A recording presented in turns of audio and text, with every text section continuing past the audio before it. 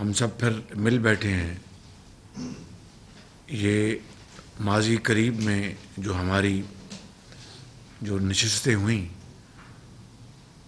اور اس وقت کے جو معاملات ہیں اور چیلنجز ہیں اور صورتحال ہے ان کے اوپر گفتگو ہوئی،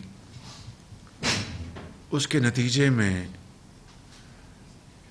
اقدامات اٹھائے گئے اور قومی اسمبلی اور جوائنٹ ہاؤس نے ان چیلنجز کو ڈیل کیا اور عدالت عظمیٰ کے حوالے سے جو معاملات تھے اس حوالے سے آئینی اور قانونی اقدامات اٹھائے گئے، مگر ابھی بھی صورتحال بڑی چیلنجنگ ہے۔ مثال کے طور پر کل سپریم کورٹ کے 3 رکنی بینچ نے، جس کو پارلیمان نے قبول نہیں کیا، اور یہ ایک متفقہ ایک رائے تھی اور فیصلہ تھا کہ ہم 4-3 کا فیصلہ مانتے ہیں، 3-2 کا یا 5-2 کا نہیں، اور اس کے اوپر پھر پوری پختگی کے ساتھ اس کے اوپر ہم نے اپنا موقف قائم کیا، اور آج بھی ہم سب یہ سمجھتے ہیں اور اس کو مانتے ہیں کہ فیصلہ 4-3 کا ہے، مگر سپریم کورٹ اس حوالے سے اپنے 3 رکنی بینچ کے ساتھ معاملات کو آگے لے کے جانا چاہتی ہے۔ تو اس بارے میں آج ہم پھر دوبارہ اکٹھے ہوئے ہیں تاکہ اس کے اوپر ہم اپنے پہلے فیصلے کو دوبارہ اس کا اعادہ کریں، اس کو ریٹریٹ کریں۔ دوسری بات وہ یہ ہے کہ کل اسی بینچ نے فنڈز کے حوالے سے، جو الیکشن کے متعلقہ فنڈز کے حوالے سے جواب مانگا ہے۔ اس سے پہلے جو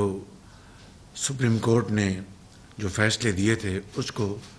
پارلیمان نے ڈیل کیا،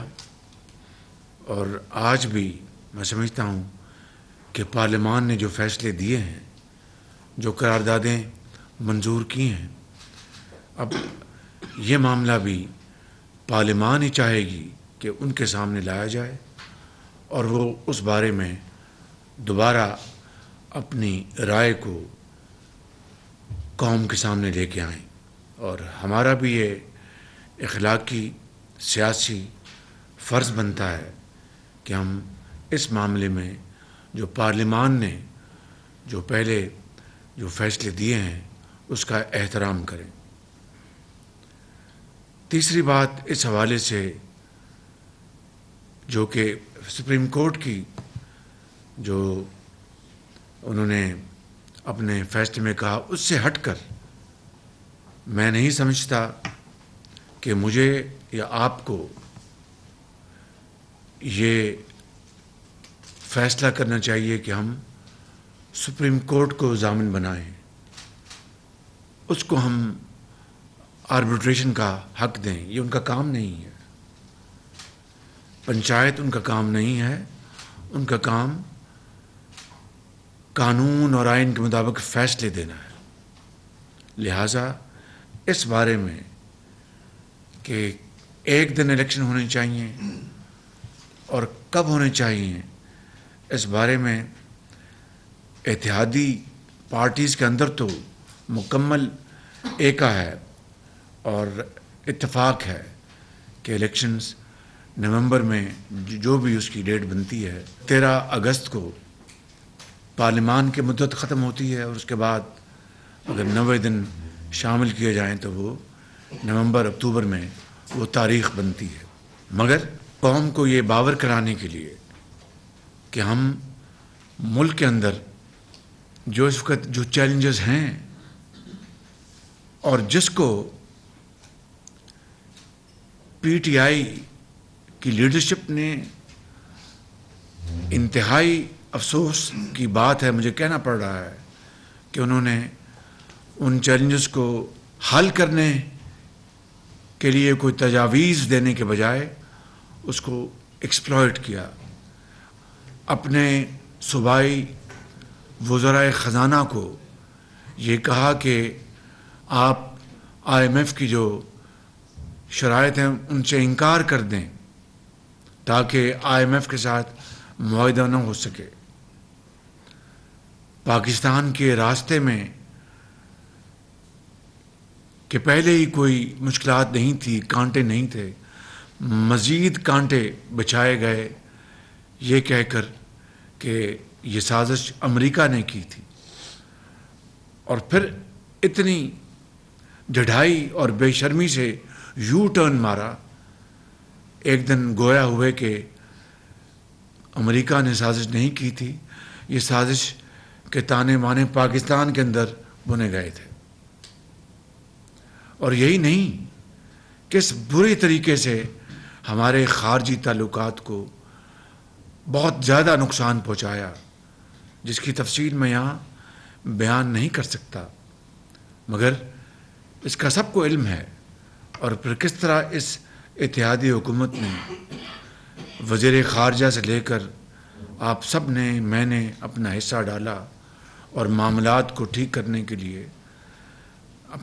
اپنے پورا زور لگایا، اور الحمدللہ اس میں بہتری تو آئی ہے. مگر میں یہ کہوں کہ یہ معاملات اب سب تسلی بخش ہیں تو میں سمجھتا ہوں کہ میں یہ کہنے کے قابل نہیں.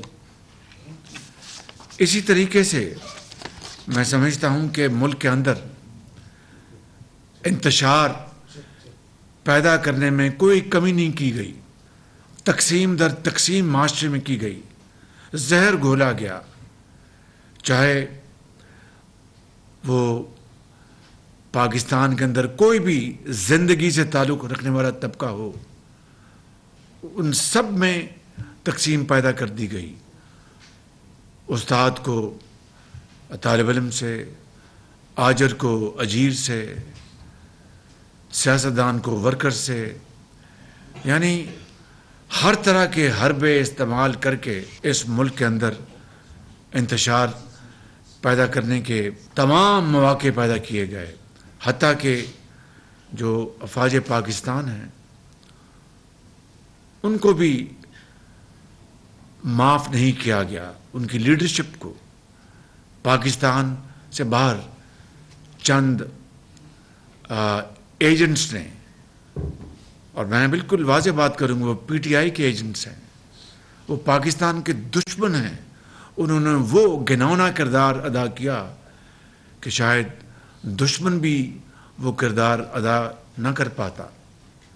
اور اس طرح کے ٹویٹس اور اس طرح کے بیانات جاری کیے گئے، اور گرافک جو وہاں پر پریزنٹیشن سوشل میڈیا میں دی گئیں کہ یعنی انسان، میرے جیسا آدمی حیران پریشان ہو گیا کہ اپنی ذات کے لیے، ذاتی انا کے لیے، ذاتی اقتدار کے لیے پاکستان کے ہر مقصد کو بری طرح قربان کیا جا رہا ہے. تو یہ وہ سارے معاملات ہیں جو ہم سب کے سامنے ہیں. میں آج اپنی بات کو ختم کرتے ہوئے ختاماً یہ عرض کرنا چاہتا ہوں کہ 3-4 اب ہمارے سامنے معاملات ہیں جن کے اوپر پارلیمان اپنا فیصلہ دے چکی ہے، اور اب پھر دوبارہ چونکہ کل ہمیں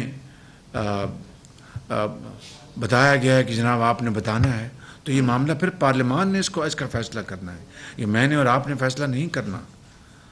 جو گفتگو کی بات ہے اس کے بارے میں ایک رائے ہے سب کی، اور ایک میں یہ کہوں کہ ایک اوور ویلمنگ رائے ہے کہ ہمیں گفتگو کا دروازہ بند نہیں کرنا چاہیے. تو اس کی فارمیٹ ہوگی، اس کی کیا شکل ہوگی، اس کا ہم فیصلہ بالکل بیٹھ کے کر سکتے ہیں. ایک رائے یہ بھی ہے کہ ہم اسپیکر نیشنل اسمبلی کے ذریعے ہم یہ بات ان تک پہنچائیں اور وہ جو پارلیمانی جو کمیٹی ہے وہ اس معاملے کو ٹیک اپ کر سکتی ہے اور پارلیمان میں اس معاملے میں گنجائش پیدا کر سکتی ہے پارلیمانی کمیٹی، تاکہ قوم یہ جان سکے کہ اس اتحادی حکومت کے زعماء نے اپنی آخری کوشش کر لی کہ ایک دن الیکشن کی تاریخ کے اوپر سب اکٹھے ہو جائیں، اور اس کے اوپر ہم نے انا کو اپنا مسئلہ نہیں بنایا جس طرح انہوں نے ہمیشہ بنایا، چاہے وہ چارٹر آف اکانومی ہو، چاہے وہ IMF ہو، چاہے وہ ہندوستان کی چیرہ دستیاں ہوں، چاہے وہ دوسرے قومی معاملات ہوں، کووڈ ہو. کبھی انہوں نے یہ مناسب نہیں جانا کہ قوم میں اتفاق اور اتحاد پیدا کرنے کے لیے وہ اپنی انا کو نیچے لے آئیں اور ذاتی پسند اور پسند کو ایک طرف کر دیں. میں ان الفاظ کے ساتھ آپ سب کا دل کی گہرائیوں میں شکریہ ادا کرتا ہوں کہ آپ آج پھر میری درخواست پر تشریف لائے. آپ کی بہت مہربانی، شکریہ آپ کا.